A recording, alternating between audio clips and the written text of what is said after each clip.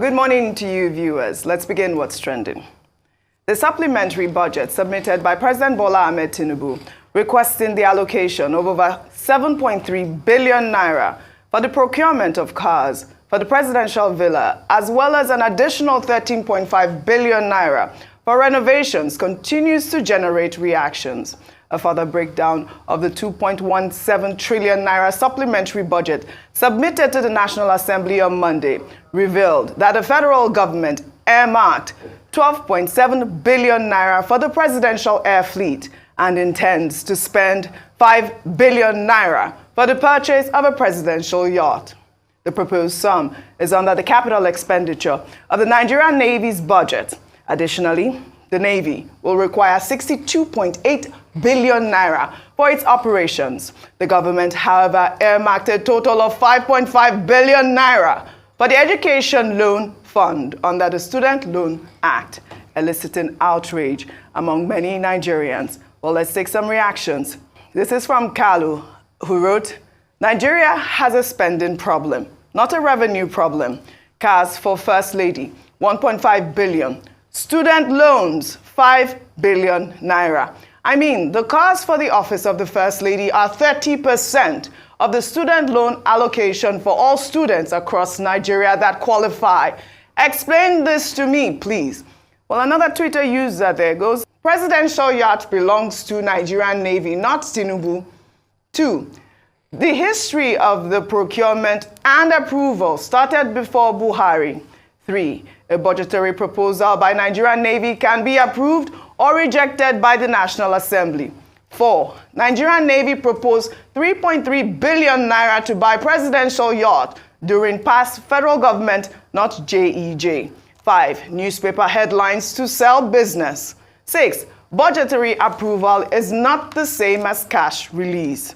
Well, another Twitter user there goes, "The presidential fleet already received a 13 billion naira allocation in the 2023 approved budget. Now, another 12 billion naira allocation in the proposed supplementary budget. Why? The Office of the National Security Advisor also received 73 billion allocation in the 2023 budget. Now, another 29 billion. Well, Dr. Abati, I feel like all I'm saying is billion, billion, billion. But I know that, historically, these budgets always elicit reactions by many Nigerians. This presidential fleet budget, I believe, from the past administration, we've spent about 73.3 billion naira on presidential fleet alone. I mean, a lot of questions here. People are asking, where is the money going to come from? Where is this money going to come from? Today, I see on this day, on the cover from the ministerial retreat, President Bola Ahmed Tinubu seek National Assembly nod to borrow another $7.8 billion and another 100 million euros from external loans. Where is the money going to come from, Dr. Abati? Okay, borrowing. The president yesterday was saying that, borrowing is not a crime. Mm-hmm. And earlier on this program today, I said, yes, while borrowing is not a crime, Nigerians are concerned about the quantum and the fact that in Nigeria we borrow for consumption, not for production, and that the appropriate emphasis should be on production rather than consumption. Okay, so the argument that borrowing is not a crime, yes, the ordinary man will consider it a crime. If the money that is borrowed, if the money that the government is asking for in the supplementary budget is going to be used to buy new vehicles of over 2 billion, to buy a yacht of 5 billion, to buy vehicles for the First Lady's office for 1.5 billion. And I think that the National Assembly has a responsibility to make sure that they look at these proposals from the presidency with a fine-tooth comb, in line with the expectations of Nigerians. Nigerians are being asked every day to make sacrifice. The people in government should also make their own sacrifice. Now, on the question of the yacht, I've seen a comment somewhere saying that, in fact, that the Nigerian Navy used to have a yacht. Well, a yacht, in ordinary understanding, is a luxury jet for pleasure, for pleasure trips. Is, yes. Yeah, but what I was told is that there was a particular yacht that the Navy had called NNS Amaria. Look at that name, they even give it. NNS Amaria. And that particular yacht was seized from a former governor. And then the Nigerian Navy converted it for training purposes, and also for ceremonial purposes. But that particular yacht was decommissioned in 2011. Now, what we do not know is whether or not the Nigerian government had ordered for another yacht. But, in the thinking of the ordinary man, they would think that this should be a period for austerity on the part of our government officials. And, the only yacht that I have boarded is that of Femi Otedola, the billionaire. And, it was luxury that I saw around, for the few minutes that I was inside on board. But the truth of the matter is that when Nigerians hear yacht, they think of luxury. So if there is any background information, because it's even possible that the yacht they are talking about has been ordered. And they say it's the Nigerian Navy that is going to use it. No, Dr. Abati. So they need to give us information. Have you not seen the request of the 5 billion. It is there. Yes, in that, for the yacht. So if you're asking for 5 billion, it's not a yacht that has already been ordered. They have a lot of explanations. Okay, exactly. Because and Nigerians are saying, facts. we don't need a yacht. Yes. Can we cut our costs, downsize, and be sensitive to the people's feelings? I'll take more reactions because there's a lot. This is from Brother Bath, who wrote, Tinubu's presidential yacht, luxury in penury. 133 million Nigerians live in multi-dimensional poverty. 20 million Nigerian children of school age are unable to attend school due to poverty, while 37% of Nigeria's children are malnourished, exposing them to retarded development. 2. Inflation in Nigeria is at all-time high of 26.72%. The country's total debt stands at 87 trillion naira, and its debt service to revenue ratio is a whopping 73.5%. Since removal of fuel subsidy and plummeting naira value, most Nigerians go to bed hungry. Businesses are closing down, while job loss is on the increase. 4. Amidst this harsh economy, pains and penury, Nigeria's President Bola Ahmed Tinubu wants to procure a presidential luxury yacht. 5. Can someone justify this for me again, please? A lot of questions. Then let me take Okweoluwa, who wrote, and this is something that I want to discuss. The USA used to have a presidential yacht called USS Sequoia. The Sequoia is a yacht that served 8 US presidents, the last being Herbert Hoover. Jimmy Carter became president when the USA economy had just exited a recession and was battling inflation and unemployment. Jimmy Carter, setting a cost-cutting example, ordered the presidential yacht sold in 1977. Till date, the USA, a $33 trillion economy, does not have a presidential yacht. Nigeria is in the same situation as USA in 1977. Rather than cut costs, our public office holders have gone on a spending spree with reckless abandon, as though it's out of fashion. You ask Nigerians to endure pain. But what pain are you enduring? Whether it will be funded or not. Why is a presidential yacht in the supplementary budget? Why the rush? I'd like to come to you, Ayo, on this story. But I also want to say that, like I said earlier, this has always elicited public outcry. Yes. Back in 2016, former President Buhari had said he was going to sell 2 presidential jets out of 10. Yes. We don't know if that has happened. But this is the point that I want to make. Okay, so I'm really glad that you read Okweoluwa's tweet, because that was where I was going to come from the US and the Sequoia. There are many countries that actually have a presidential yacht. And let me put it out there. Because it's under the Navy does not mean it is meant for combat or meant for security. It is actually, in fact, in the US, it used to be called the floating White House, and was given to the president and high-ranking officials in government to get away from public life, a little luxury. So that even though it comes under the Navy's purview. So let's not get deceived by, oh, it's under the Navy's budget. It is still what is supposed to be a yacht. It's not meant to go to battle. It's not a weapon of warfare. It is not going to be used by the Navy. It's going to be used by the president, just in the way that we have the presidential fleet. So let me just put that out there. There are other countries like Egypt, Finland, India, Italy, Philippines, Russia, and the likes that have a yacht, a presidential yacht, and it is for their presidents to enjoy. So there's nothing, so let's put that to rest. Going back to Woye's tweet that, oh, it's for the Navy, etc. Let's not put propaganda on this one. Yes. It's under the Navy's purview, but it's going to be for the president's use and leisure. And then it goes back to comparisons. Yes. 5 billion naira. Oji, it sounds outrageous, especially under the current economic reality. And then in the same, at the same meeting, they put 5 billion naira for education. And this is the same president at the retreat yesterday who had talked about the importance of education, especially as a tool to tackling poverty.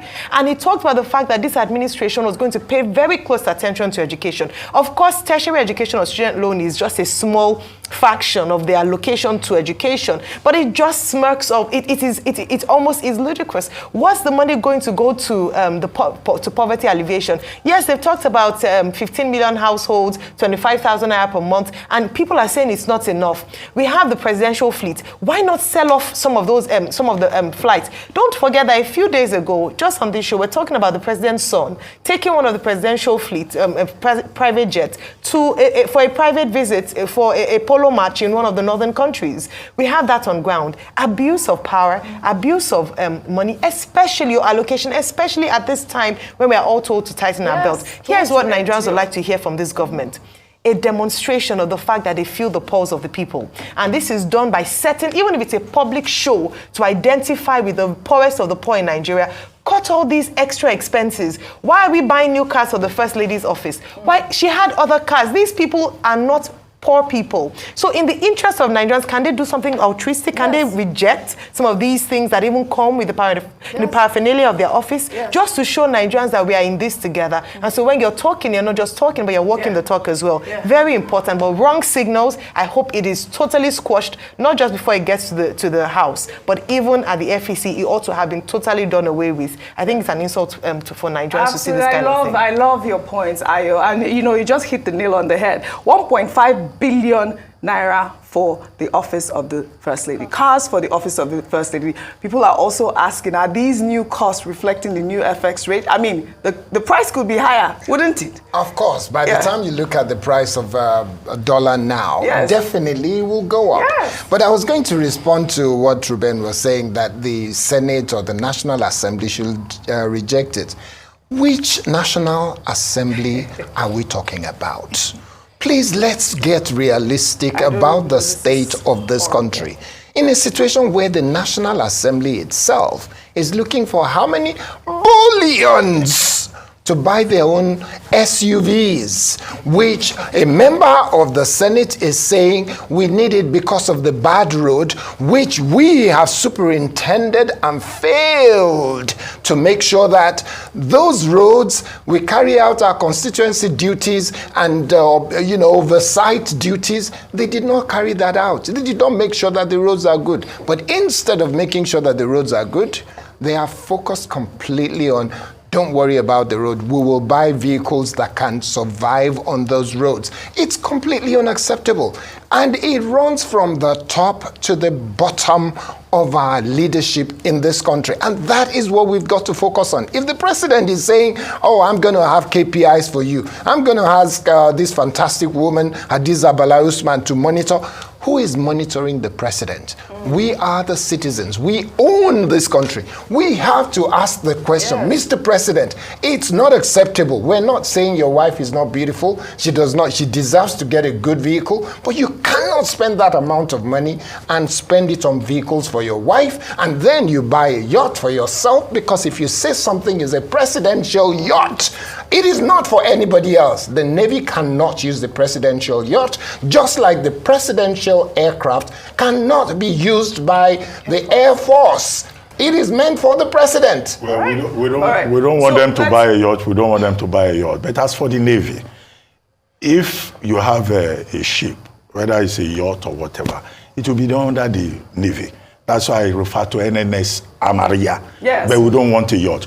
Even the presidential fleet is controlled by the Nigerian Air Force. Yes. So don't let us misinform people. Yes. This is the reality. But we don't want a yacht.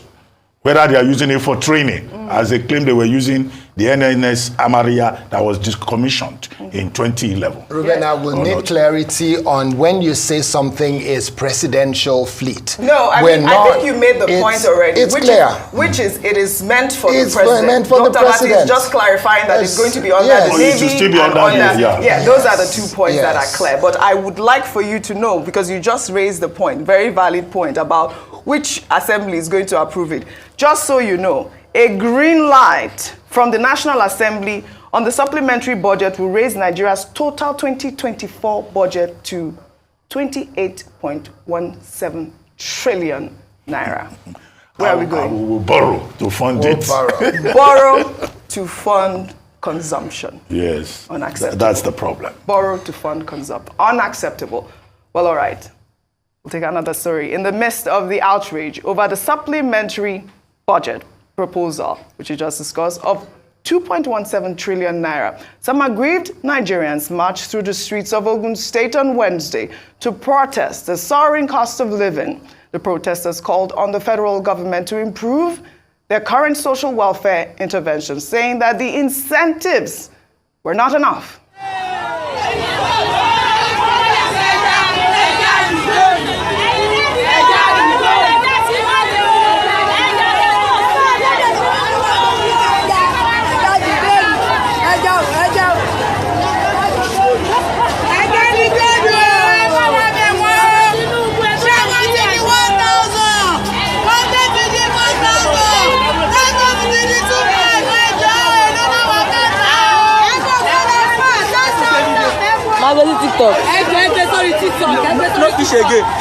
Those women are protesting over the high cost of fish in your state. This is happening first in Ogun State, but I mean, this is what we are experiencing in Nigeria at this point. In the same vein, the House of Representatives has summoned the Minister of Humanitarian Affairs, Betta Edu, to provide details of the process and criteria used to select the 15 million households who will be beneficiaries of the 1.1 trillion naira conditional cash transfer scheme.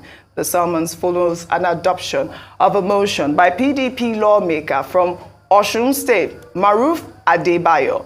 On Tuesday, the lawmaker called for transparency, stating that there have been concerns about corruption and fraud in previous conditional cash transfer programs where funds intended for vulnerable people were misappropriated by individuals. Ayo, over to you. But you see, I think it is important.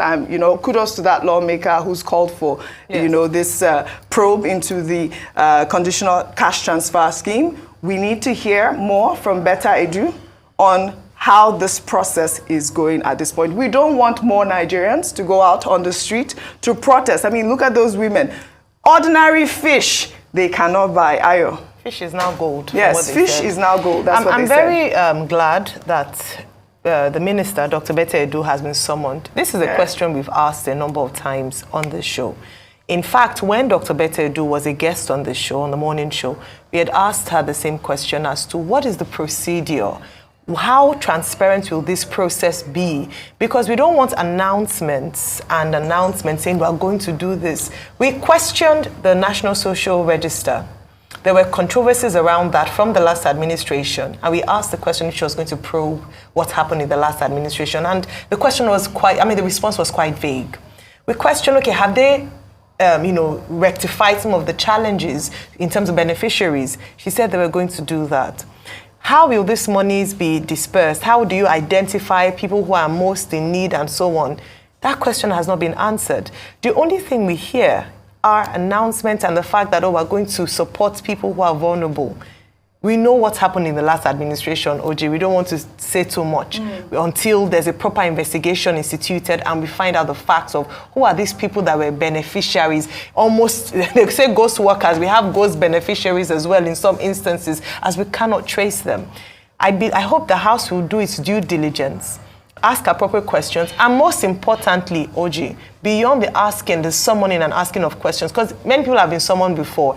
Ponde was summoned, and then we've had many summons, yes, and then nothing concrete comes out of this. We hope it will not just be a show and they ask questions and then it ends there, but the investigations will be carried, and then Nigerians can be, can hold the government accountable, and this 1.1 trillion naira to the very last kobo will know how the money was spent. Well said, Ayo.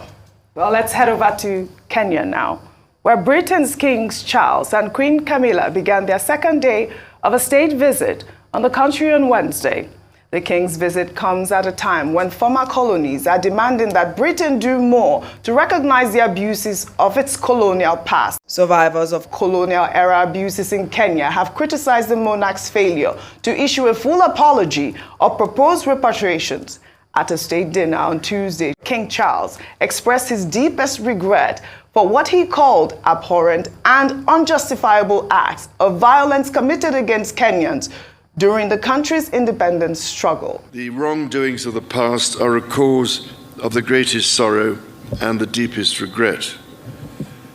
There were abhorrent and unjustifiable acts of violence committed against Kenyans as they waged, as you said at the United Nations, a painful struggle for independence and sovereignty. And for that, there can be no excuse. In coming back to Kenya, it matters greatly to me that I should deepen my own understanding of these wrongs, and that I meet some of those whose lives and communities were so grievously affected.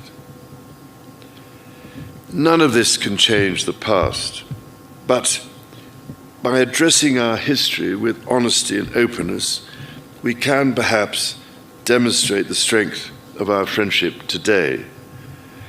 And in so doing, we can, I hope, continue to build an ever closer bond for the years ahead. As the Mau revolt from 1952 to 1960, over 90,000 Kenyans were killed. Dr. Abati, I mean, all these people are asking for is an apology just to, try to, maybe that's just the first step in healing this process. Dr. Abati, quickly. Okay, well, I mean, the king didn't apologize. No. People will expect that an apology will be given, which is curious, considering the fact that when, his mom, Queen Elizabeth II, of now blessed memory, passed, amidst all the praise singing, there were persons who said specifically that, look, she was a symbol of the colonial past and imperialism in different parts of the world. But the king, in visiting Kenya, recognized that, these were colonial abuses. But what concerned persons are asking for is a direct apology. Yes. The second thing will be that people are asking for reparations. Reparations. Former colonized peoples are asking for the return of artifacts that have been taken. And, Britain has not been so much in the forefront of that. Some intellectuals in Britain are trying to justify it. But the major theme from the King's speech in Kenya was about modern partnership with Kenya. But the people definitely expect more than that. All right, then. We'll take our final story under entertainment, highlighting the wedding ceremony of Made Kuti, the grandson of late Afrobeat legend Fela Anikulapo Kuti, who tied the knot with his longtime partner, Ini Doye Oyeso. The couple exchanged vows in the presence of close friends and family, including Afrobeat star Femi Kuti, who's Made's father, on Wednesday, November 1st. The traditional wedding ceremony followed immediately, and the couple shared their first dance. Made's mother, Funke Kuti, also took to the stage to dance to Sweet Mother with her son in this video that has now gone viral. Sweet mother, I no go forget you for the suffer where you suffer for me. Sweet mother, I no go forget you for the suffer where you suffer for me.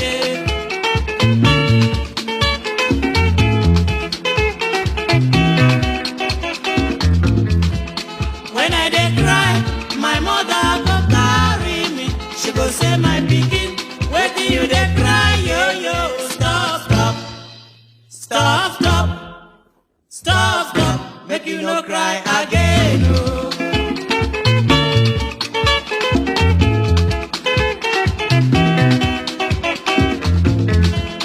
When I was asleep, my mother go bed me. She go lie me well for bed. She cover me cloth, say make you sleep, sleep, my pikin. Oh.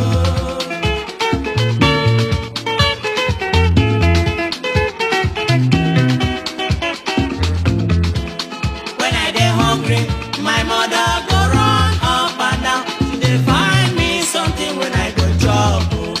Sweet mother, sweet mother, oh, so na my sweet mother. Congratulations, Made Kuti. I mean, this video turned me off. I cried 3 times. Congratulations. There's nothing like the joy of a mother. Made, enjoy your mother as much as you can. Congratulations on your wedding.